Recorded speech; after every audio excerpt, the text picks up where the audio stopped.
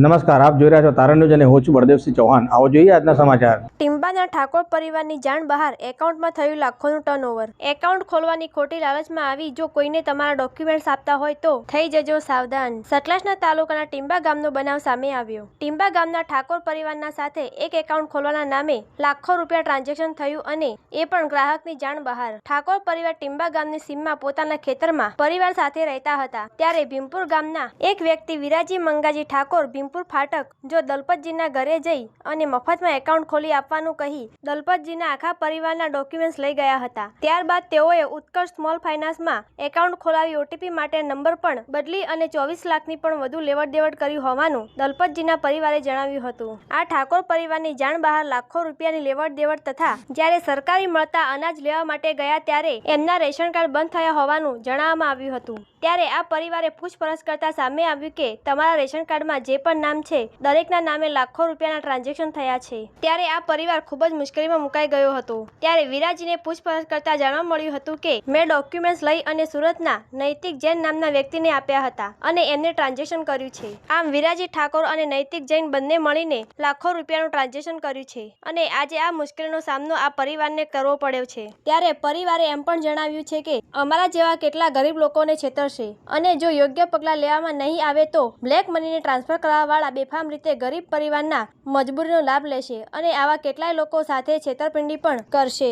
આવી દલપતજીના પરિવારે મીડિયા સામે રજૂઆત કરી હતી। રિપોર્ટર કલ્પેશસિંહ ચૌહાણ સાથે તારણ ન્યૂઝ। બેંકનું શું હતું અમે ખાતું લિસ્ટ વાળી ગયા હતા એને બીજું કોઈ ઇસ્યુ હતું નહીં એ તો પહેલાં જે વાત કહી ગયેલી અમે એમને તેમાં ખાતું ઉમેરી ડાયરેક્ટ સહી કે તમારા ઘેર તમે આવી નહીં ડાયરેક્ટ તમારું ફિંગરપ્રિન્ટ સહી હું ખાતું ખોલી નહીં હા તો એ ખાતું ખોલાયો હતો એટલે અમારે તો જે પાસ થાય એમાં પૈસા લાવવાના હતા એ પાસ તો ખાલી તો એ કેસ કરે તો છે બીજું આપણે અમુક સર નહીં ફ્રૂટમાં છે જે ફ્રૂટ તો આવી જાય તો આપણે ફ્રૂટ વગર તો કરવાનું નહીં ડોક્યુમેન્ટ અમે ઓને ચાલે વિરાજીને ચાલે એવું કેવું ના મને તો હું તો ખાતું ખોલી બેંકમાં એ ભાઈ હતો એ બધા હતા વળી હા એ મૂકું કહો મૂકી ભાઈ એ બધા હતા અમે એવું તમે બેંકની શોપિંગ લાવો ઇન્ડિયાની કે તમારે જે ખાતું હોય એમાં પૈસા તો પાસ રહી જાય અમુક જોડતા નહીં વાતમાં ના મને અમુક ખબર એટલે ખાતું ખોલ્યા ખરાબ હોય હું ખાલી ઘેર જોતો ખોલવાનો બીજો ભાઈ હતો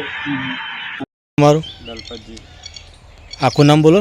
દલપતજી ધુરાજી કયા ગામના છો? ટીમ્બા। શું આ બનાવ બને તમારા રેશન કાર્ડનું? રેશન કાર્ડમાં એમ તો લેવા જાય એટલે કે રેશન કાર્ડ તમારું બંધ થઈ ગયું ત્યાંથી પગલું ખોલાવો એમાં પૈસા નહીં 400 રૂપિયા ખાલી પડે ખાતામાં બીજું કશું છે નહીં ખાતામાં 600 લાખ રૂપિયા બતાવે। રેશન કાર્ડ બંધ થવાનું કારણ ખરું કોઈ ખબર તમને? ના ખબર નહીં। તો ત્યાં તમે ગયા રેશન કાર્ડ લઈને સસ્તા અનાજની દુકાનમાં ત્યારે શું જવાબ આપ્યો હતો? એ કે તમારા ખાતામાં આટલા રૂપિયા પરંતુ ટેક્સ ભરેવા છે ને તમારે રેશનની જરૂર છે। તમારા ડોક્યુમેન્ટ હવે કોઈને આપેલા ખરા પહેલાં? હા એક ભાઈ આવેલો ખરો। શું નામ હતું ભાઈનું? વિરાજી મંગાજી। કયા ગામના છે? રામ ભીમપુર। ભીમપુરના વિરાજી મંગાજી। તારા ડોક્યુમેન્ટ એ લઈ ગયા હતા? હા એ લઈ ગયા હતા એક ભાઈને લઈને આવેલા હતા। શું કહીને લઈ ગયા હતા ભાઈ? કેમ કે તમારે બધાને ખાતા ખોલવાના છે ફ્રીમાં તે ખોલ્યા ખોલતા હતા ખોલ્યા હતા।